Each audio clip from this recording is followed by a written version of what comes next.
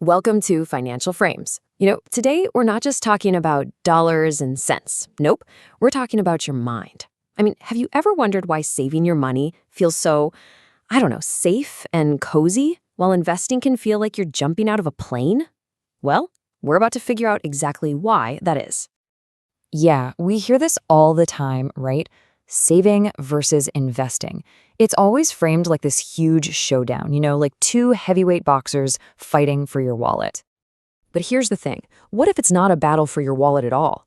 See, we're going to show you that this choice, this big decision, has way less to do with spreadsheets and math and everything to do with this invisible tug-of-war that's happening right inside your brain. All right, so let's get right into it. To really understand what's going on, we need to look at a couple of super powerful psychological forces that are always at play whenever you think about money. Okay, so the first one, it's a real heavy hitter. It's called loss aversion. And the idea is actually pretty simple, but it is so powerful. Basically, the pain you feel from losing, say, $100 is way, way more intense than the happiness you'd get from finding $100. And we're not just talking a little bit more intense. The research on this is just staggering. It shows that the pain of a loss hits us more than twice as hard as the joy of an equal gain. Think about that for a second. That emotional imbalance is a massive deal, and it basically pushes us to play defense with our money, to protect what we've got. So this intense fear of losing, it creates our first mindset, a little character we're going to call the protector. Now for the protector, the name of the game is security. That's it, priority number one. It's all about building a giant fortress around what you already have and making absolutely sure that number on your account never ever ticks down. And this isn't just, a casual preference, it's a deep, primal drive. Okay, check this out. There's this classic experiment that just perfectly shows the protector in action. So picture this, you're given $1,000. Now you have two choices. Choice A is a guaranteed $500 win. Choice B is a 50-50 shot at winning $1,000. Most people, they take the sure thing, the $500. But watch what happens when we flip the script. Now you're given $2,000, but you have to choose between a guaranteed $500 loss or a 50-50 chance of losing $1,000. Suddenly, most people decide to gamble. And here is the absolute kicker. The math is identical.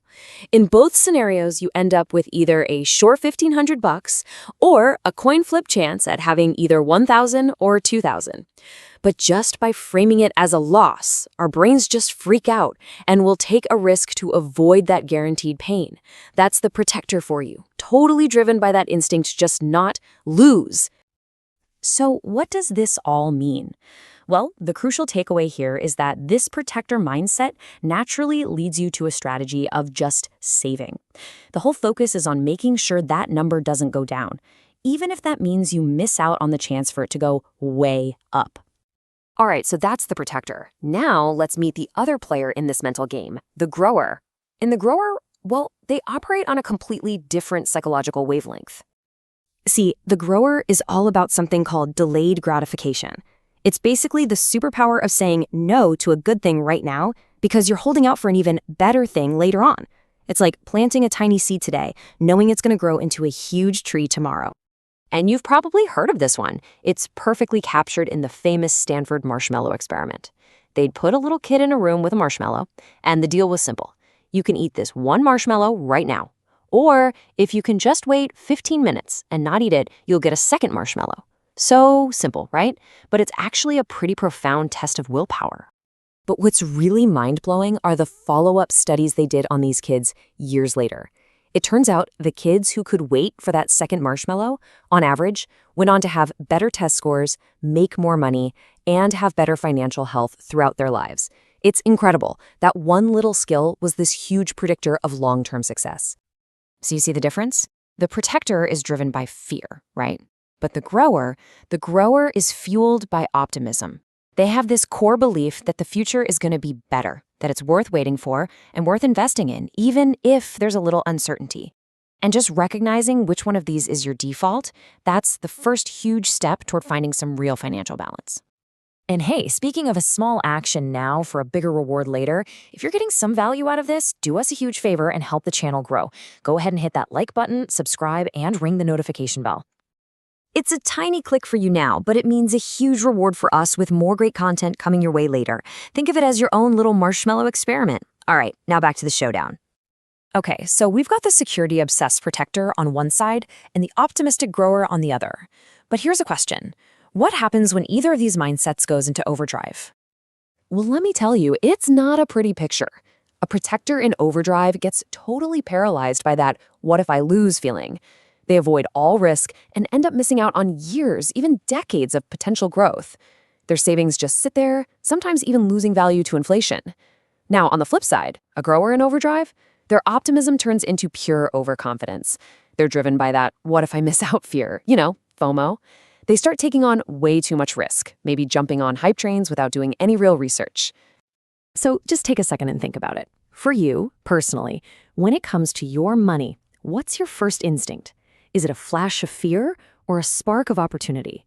Seriously, just knowing your natural tendency, that is the absolute key to getting a handle on it. So if both extremes are so dangerous, then what's the answer? Well, the goal isn't for the grower to win or for the protector to win. It's not about one of them crushing the other. No, it's not a showdown at all. It's an alliance.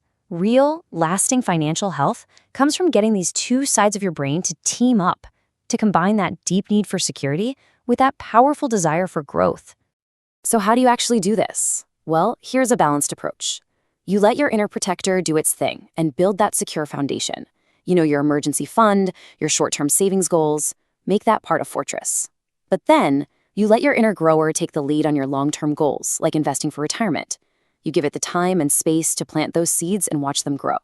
The idea is to acknowledge that fear of loss, but not let it paralyze you, and to embrace that optimism, but ground it with good old-fashioned research and planning. When you get this right, you can build a financial plan that finally serves both parts of who you are. So thanks for hanging out with us on Financial Frames. At the end of the day, now that you know the players inside your own mind, the big question is, who are you going to let write your financial story?